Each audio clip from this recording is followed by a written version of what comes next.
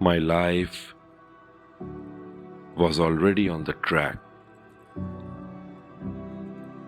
But even after that, I was looking for something that would make me more happy, like traveling, talking to people, and getting immersed in nature. Even though I grew like a tree, I was strong, but somehow I just felt that I am fenced. So I just stopped thinking and I went for a solo trip.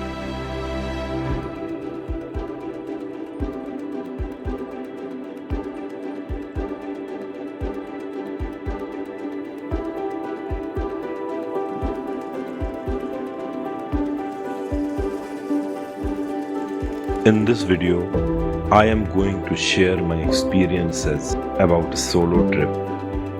I don't want to say how I felt, so I am just going to show you some of the most beautiful memories that I captured. So without making any further delays, now let's just get started.